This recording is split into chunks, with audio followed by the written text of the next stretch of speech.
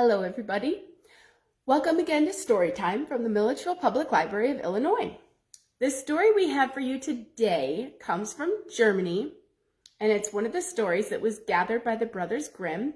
It is called The Wolf and the Fox. Once long ago, a wolf and a fox lived together. The fox, well, he was the weaker of the two. The wolf was much bigger and a good bit stronger than him, and so the fox ended up having to do most of the hard work. And because he was doing so much of the hard work, he didn't really want to stay with the wolf anymore. He thought that perhaps he would like to get away from the wolf. But he couldn't just leave him because the wolf would just track him down and then he would probably hurt him for leaving. So the fox was always on the lookout for a way that he could get away from the demanding, bullying wolf.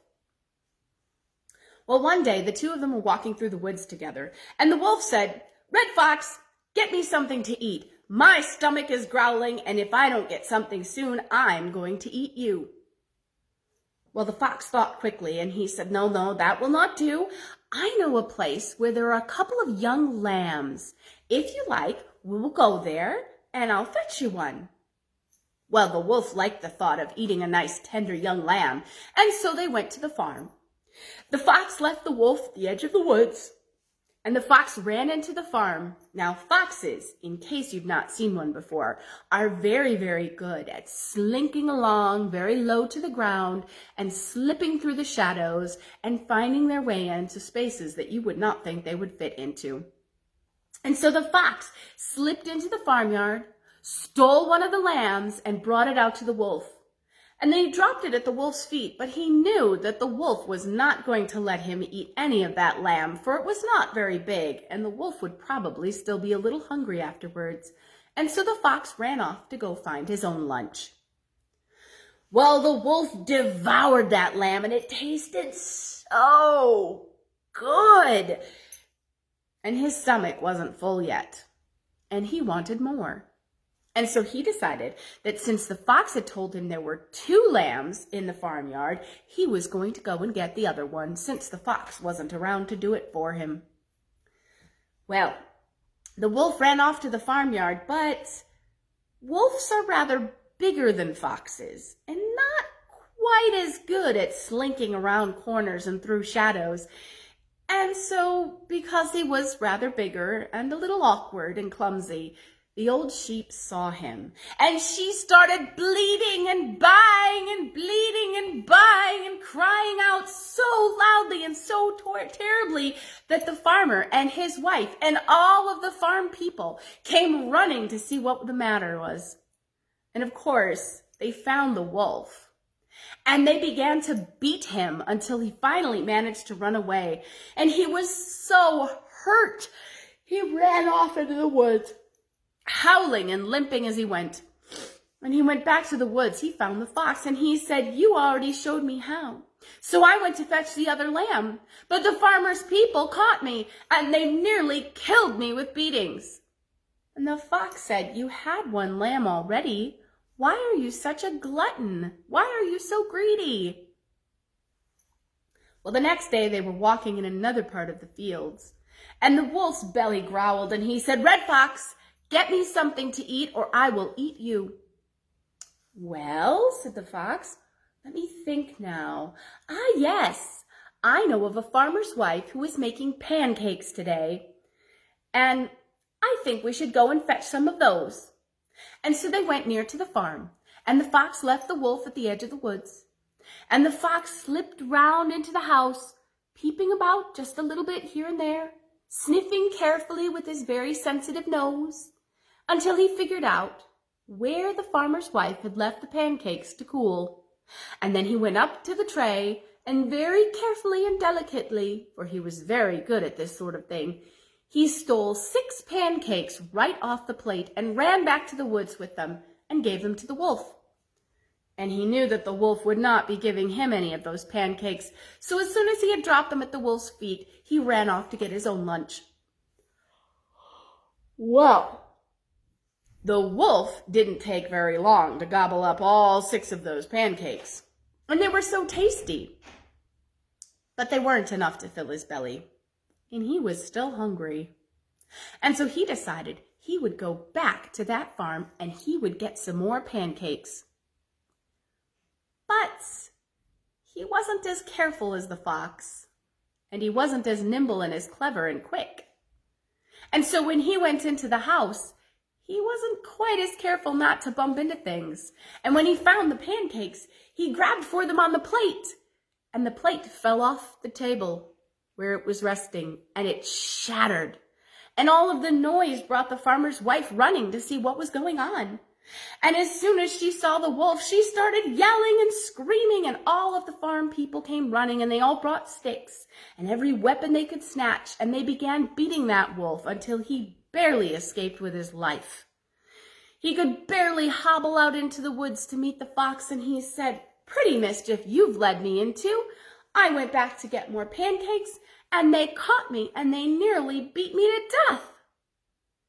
"You already had 6 pancakes," said the fox. "Why are you so greedy?"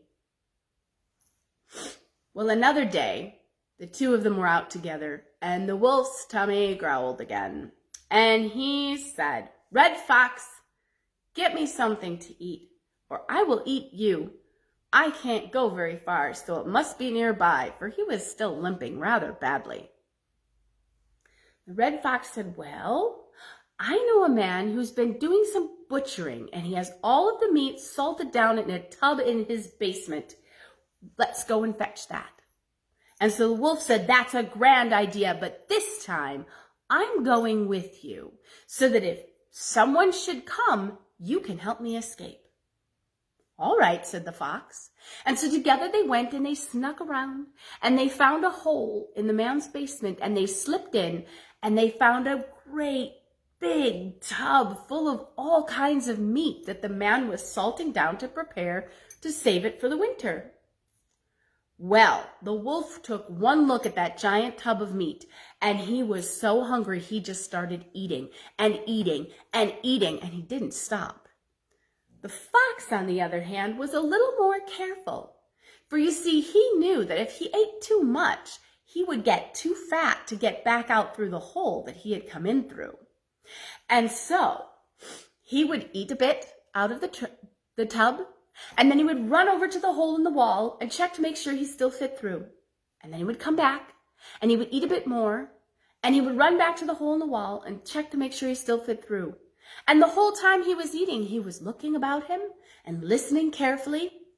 The wolf, on the other hand, was just eating. He just put his head down and ate. He wasn't paying attention to anything around him. He was counting on the fox to get him out of trouble. Well, finally, the wolf noticed all of this scurrying back and forth that the fox was doing. And he said, "Friend Fox, what are you doing? Why are you so fidgety? Just eat."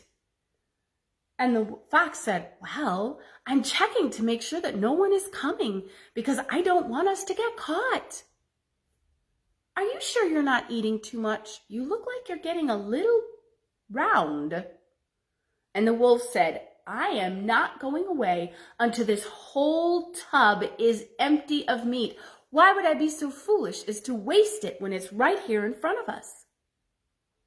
Well, meanwhile, the farmer had come in from the outbuildings into his house, and he could hear the fox scurrying back and forth in the cellar, and he wondered what was going on. And so he went down to look. And when he saw the fox and the wolf eating up the meat that he needed for the winter, he got so angry. He picked up his stick and he started to come into the cellar to punish them and to scare them away from his meat. Well, the fox saw him coming, and with a yip, he ran out the hole in the wall that they had come in and out into the woods. Well, the wolf heard the fox's yip, and he jumped up and he tried to run away too. But he had eaten so much meat that he was too big to fit through the hole in the wall, and he got stuck. And the farmer started yelling for his wife and for his children and for all the farm people to come, and they all came, and the wolf was stuck in the hole and he couldn't get out, and they beat him and they beat him and they beat him until, well, The farmer had a new wolfskin rug on his floor that winter, and the wolf was no longer there to bother the fox, and the fox was able to live a much quieter life. And eventually, he found a wife and had a little family. And he lived very happily without the bullying, greedy wolf to make him upset. And that is the story of the wolf and the fox from Germany. I hope you enjoyed it, and I hope you'll come back and join us again on Friday at 3 p.m. Central Time, when we'll have another story for you here from the Milledgeville Public Library of Illinois. See you later, everybody. Bye.